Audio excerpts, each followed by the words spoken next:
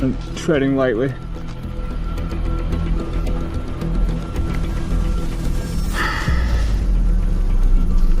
My toes are kind of hurting. Slightly. What makes someone risk their life climbing with no ropes, no safety net, just sheer skill and nerves of steel? Alex Honnold, the world-famous climber, is known for pushing the limits of what's possible. To be on the side of a cliff without a rope.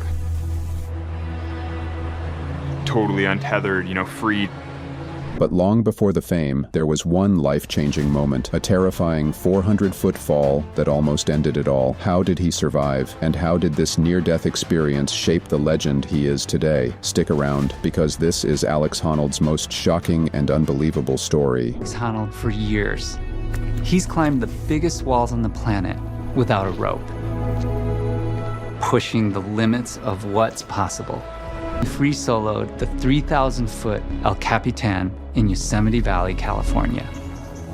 This was a climb so futuristic and visionary that not even the top climbers in the world were daring to think about it. Alex Honnold didn't always dream of becoming a climbing legend. In fact, as a kid growing up in Sacramento, California, he was just another quiet, introverted teenager trying to figure out where he fit in. He wasn't particularly interested in team sports or anything that required socializing. Alex was different. He was fascinated by the outdoors, by rock climbing, and by the challenge of pushing himself to the limit. Climbing was his escape, a way to find peace and focus. But little did he know, it would also be the thing that would nearly take his life. I started climbing in the gym when the first gym opened in Sacramento. I think I was 10 or 11, maybe 11. What did you enjoy about it? I just have always, so even before the gym opened, I was like climbing on trees and buildings and like climbing on the roof and like playing on things. I love like swinging on the monkey bars. From an early age, Alex was drawn to climbing. While most kids were content with typical childhood games, Alex found joy in climbing gym walls and exploring the outdoors. And he's been climbing ever since then. We couldn't have him in a crib, couldn't have him in a playpen, because he'd be out of those things before anybody could hop up and yell, "Watch out!" There was something about the challenge of ascending a cliff, the sense of freedom and isolation, that captivated him. He wasn't concerned about impressing others or competing with his peers. Climbing was simply something that brought him peace, but his natural talent didn't go unnoticed. It was just like in a more extreme version of typical kid playing around, because it's the same, As Alex grew older, he started to take climbing more seriously, moving from small gym walls to bigger outdoor climbs. Soon, he was gaining attention for his abilities, and for someone who thrived in solitude, that attention was both thrilling and overwhelming. By the time Alex was in his early 20s, he was already starting to make a name for himself in the climbing world. But even though he was talented, something was missing. He was still unsure of what he wanted to do with his life. College didn't appeal to him. The pressure of balancing climbing with school and trying to fit into a conventional life was wearing him down. Alex didn't feel like he was supposed to live a traditional life, and as the years passed, the feeling of being an outsider only grew stronger. But what Alex didn't know was that his life was about to take a dark and terrifying turn. Yeah, it's so much nicer. But then my dad unfortunately died the next year, and so then never really got to see him as the normal. In 2004, Alex's world was rocked by the sudden death of his father. It was a devastating loss. His father had been one of the few people who truly understood him, and now Alex was left to navigate the world without him. The grief hit him hard, the weight of it pressed down on him, and for a while it felt like nothing would ever be the same. But in the midst of that crushing sorrow, Alex retreated into what he knew best, climbing. It was his therapy, his escape, and over time, climbing would become more than just a hobby. It would become his purpose. In 2004, Alex decided to take on a new challenge, a solo hike up Mount Talek, a rugged peak in the Sierra Nevada. The mountain was remote, and the conditions were treacherous: high winds, icy slopes, and unpredictable weather. It turns out visibility is nothing. I didn't know where I was going. I get lost in the mountains. It wound up being basically too difficult of terrain to travel through in this. Alex, however, wasn't one to back down from a challenge. He didn't have the right gear for the climb, and his equipment was far from adequate for the harsh conditions. But he went anyway, determined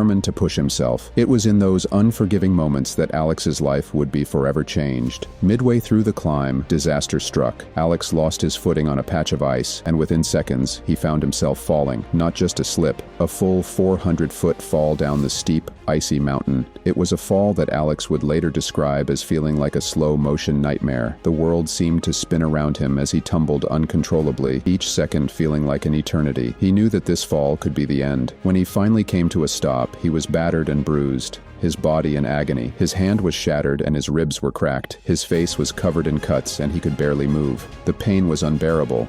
And for a moment, Alex wasn't sure if he would make it out alive. The fall had left him seriously injured, and he was stranded in the middle of nowhere, far from help. After what felt like hours, Alex managed to get in touch with emergency services, and he was airlifted to safety. The fall had taken everything out of him, but it didn't take his life. However, it would take a long time for him to recover, both physically and emotionally. The fall was a stark reminder of the danger that came with his passion, and it forced Alex to face his own mortality in a way he never had before. As Alex struggled with his recovery, he found himself asking questions that he'd never considered before. Was it worth it? Was climbing worth the risk? The fall had shaken him to his core, and for the first time, Alex questioned whether he should keep pushing the limits of what was possible. The physical injuries were tough to heal from, but the emotional scars were even harder to deal with. It was a time of deep reflection for Alex, but it also marked the beginning of a new chapter in his life. Didn't hurt quite so much. The thing is, everybody always wants to give up when it's hard, but what if you don't give up when it's hard and then you finish the thing you're trying to do? Instead of letting the fall define him, Alex made the decision to come back stronger. He didn't want to let that 400-foot drop be the end of his story. Slowly but surely, he began to climb again. At first, it was just small climbs, gentle routes that didn't push him too hard. But over time, Alex found his passion reignited. He was more determined than ever to keep going, to prove that he could still conquer the impossible. The fall had been a wake-up call, but it had also given him the drive to push even harder. That was when he began to consider something that seemed insane to most: free soloing.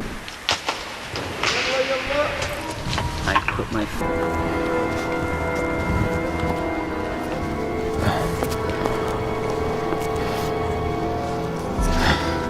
Free solo climbing is the act of climbing without ropes, harnesses, or any kind of safety equipment. It's considered one of the most dangerous forms of climbing because if you fall, there's no safety net. Most climbers would never even think about attempting such a feat. But for Alex, the idea of climbing without ropes was not only thrilling, it was the next level of challenge. It was the ultimate test of skill, focus, and mental strength. In 2007, Alex made his first big free solo climb on the Moonlight Buttress in Zion National Park. The route was over 1,200 feet tall, and it was known for its difficulty. But for Alex, it was just another mountain to conquer. When he completed the climb without incident, the climbing world took notice. Alex's name began to spread, and people started to recognize him as someone who could take climbing to a whole new level. But for Alex, it wasn't about fame. It was about the thrill of the climb, the mental clarity that came with each ascent, and the drive to push himself beyond what others thought was possible.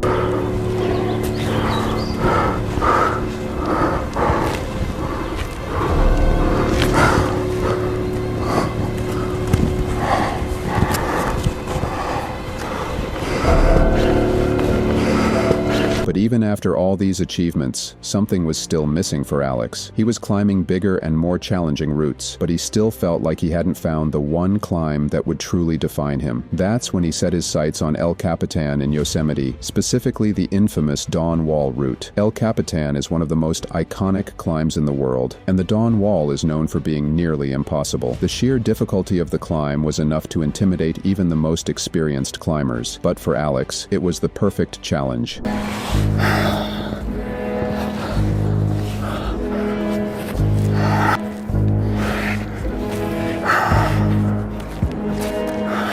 Climbing El Capitan without ropes, free solo, seemed insane to most. But Alex was prepared. He had the mental discipline, the skills, and the experience to take on the impossible. The climb was long, exhausting, and mentally draining, but Alex didn't falter. Every move had to be precise, calculated, and executed perfectly. There was no room for error. With each step, Alex was reminded of the terrifying 400-foot fall that had almost taken his life years earlier. But instead of letting fear control him, he used it to fuel his focus.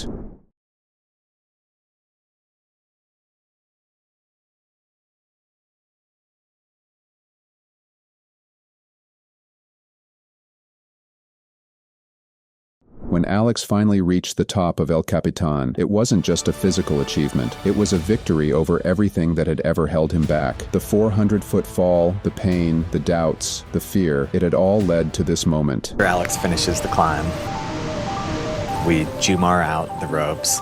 I'm like, holy shit, he just made history. And it was at that moment that Alex realized that no matter how far he climbed, no matter how many mountains he conquered, it wasn't the physical challenges that mattered most. It was the mental strength to face them head on.